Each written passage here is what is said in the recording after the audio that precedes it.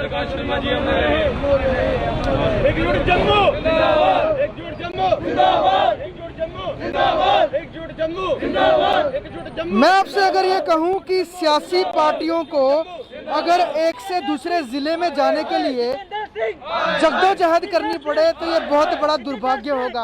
आज कुछ ऐसा ही देखने को मिला जहां पर एकजुट जम्मू उनके चेयरमैन अपने कार्यकर्ताओं के साथ किश्तवाड़ जा रहे थे, लेकिन किश्तवाड़ के बॉर्डर पे ही उन्हें रोक दिया गया, उन्हें एंटर नहीं करने दिया गया। कहीं ना कहीं वहां पर यह तर्क दिया गया कि कोविड के बढ़ते संक्रमण के कारण ये लोगों को, बाहरी लोगों को किश्तवाड़ में एंटर करने की परमिशन नहीं है। लेकिन सवाल यही है कि जहां एक और बड़ी बड़ी पब्लिक रैलीज हो रही हैं, प्रोग्राम्स हो रहे हैं, वहां पर 30 से 35 लोगों को सिर्फ ये कह कर रोक दिया जाए कि कोविड है, आप यहाँ नहीं आएंगे, तो ये बहुत बड़ा सवाल खड़ा करता है वहाँ के लोकल एडमिनिस्ट्रेशन के।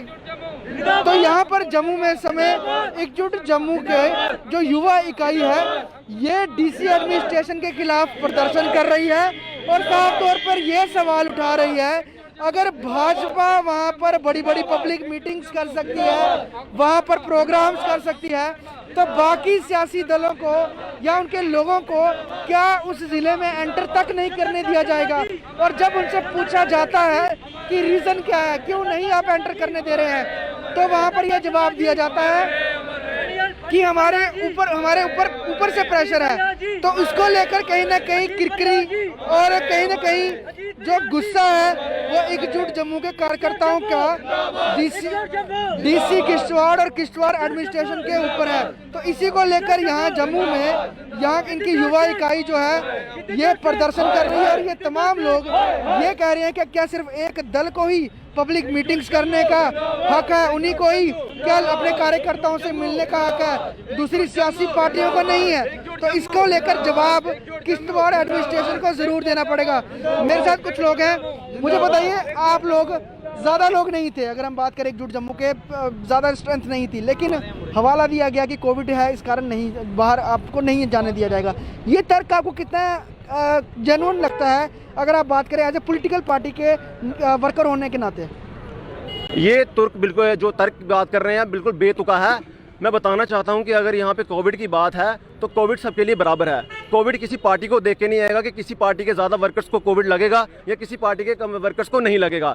आप देख लीजिए, कुछ ही दिन, 1-2 दिन पहले वहाँ हमारे भारतीय जनता पार्टी के श्री रविंद्र रैना जी का वहाँ पे एक सभा होती है, मीटिंग होती है, जिसमें 400-500 के करीब लोग बैठे हैं। आप बताइए, जहाँ 400-500 लोग बैठे हैं वहाँ कोविड की ज़्यादा प्रॉब्लम्स हो सकती है या जहाँ हमारे 8 लोग जा रहे हैं? मैं आपको बताना चाहता हूँ कि डीसी साहब से हमारी बात हुई थी इसी रिगार्डिंग कि हमें यहाँ पे बाइक रैली करनी है। वहाँ पे हमारे जो वहाँ के वर्कर्स हैं बड़ी देर से आमंत्रित कर रहे थे अंकुश शर्मा जी को, बाइक रैलीज करनी है, वहाँ पे पब्लिक मीटिंग्स करनी है।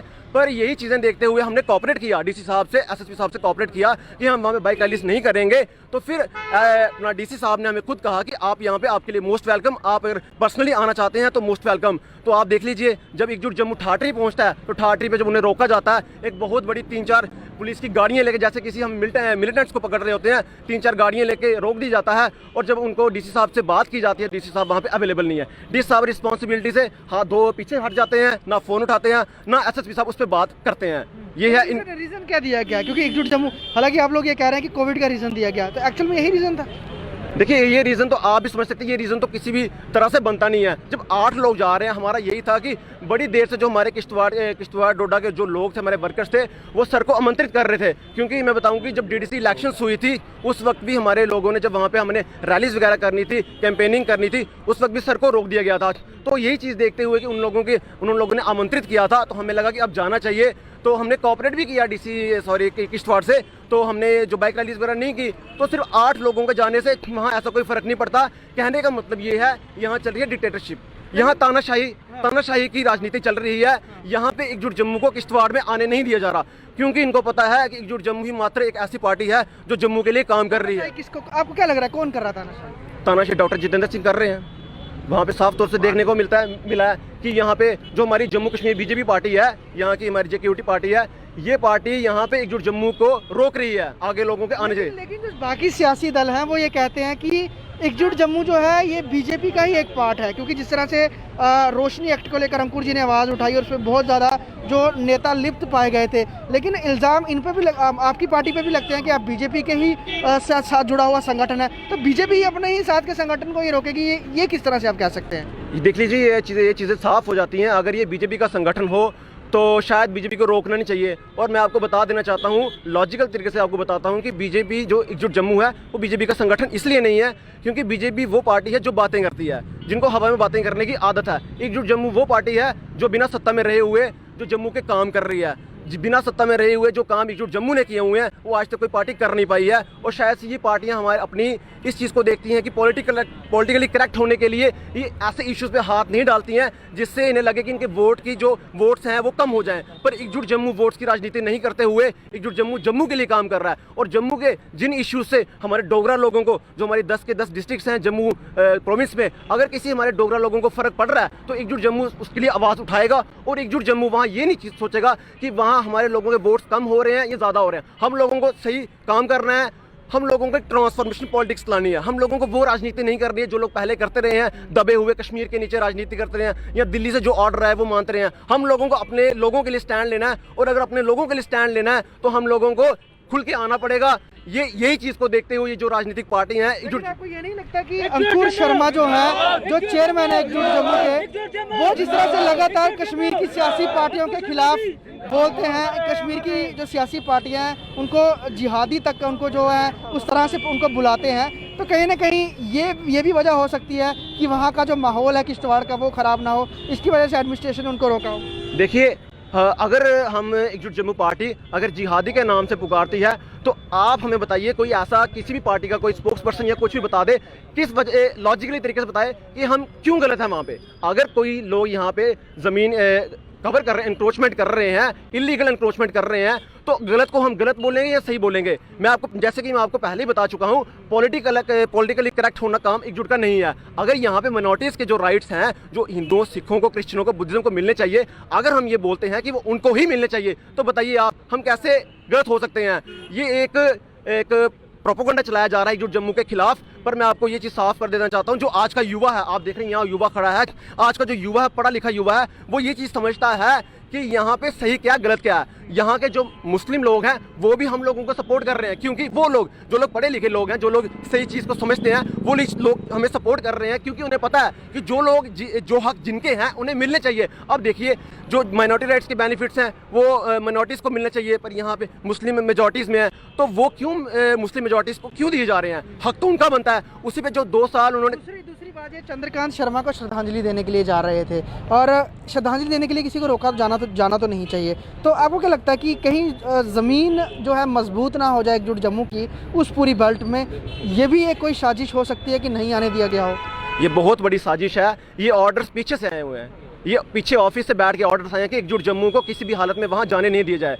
मैं आपको बता तो रहा हूँ, हम आपको बता रहे हैं कि हमारी कुछ बाइक रैलीज थी, हमने वो चीज़ कैंसिल की है। एक जो लोगों के साथ इंटरेक्शन हमारी ज़्यादा होनी थी, हमने वो चीज़ कैंसिल की क्योंकि हमने कोऑपरेट किया। पर इन लोगों को ये तक पता है कि अगर एकजुट जम्मू एंटर करता है किश्तवाड़ में, भद्रवाह में, डोडा में, तो लोग एकजुट जम्मू को बहुत प्यार करते हैं, बहुत सपोर्ट करते हैं, क्योंकि एकजुट जम्मू जो है, जो लोग वहाँ तड़पे हुए हैं, जो लोग तब से वहाँ आतंकवाद से जो दुर्दशा उनकी हुई है, उस चीज़ को एक तरह से बाहर लाने के लिए एकजुट जम्मू समर्थ है। और कोई भी पॉलिटिकल पार्टी वहाँ समर्थ नहीं है जो उन लोगों का दुख का निवारण कर सके। एकजुट जम्मू समर्थ है। वही चीज़ देखते हुए वो लोग वहाँ हमें इनवाइट कर भी रहे हैं और हम लोग जाना चाहते हैं। पर इन पार्टियों को लगता है कि अगर एकजुट जम्मू यहाँ पहुँच गया तो एकजुट जम्मू का इतना दबदबा हो जाएगा कि शायद हमें लोग पूछे बिना, और यही इनको डर है, इतना खौफ पड़ गया एकजुट जम्मू का। पर मैं एक चीज़ पूछना चाहता हूँ एडमिनिस्ट्रेशन से कि इतना भी क्या खौफ पड़ गया एकजुट जम्मू का कि आप लोगों ने हमारे मौलिक अधिकार छीन लिए?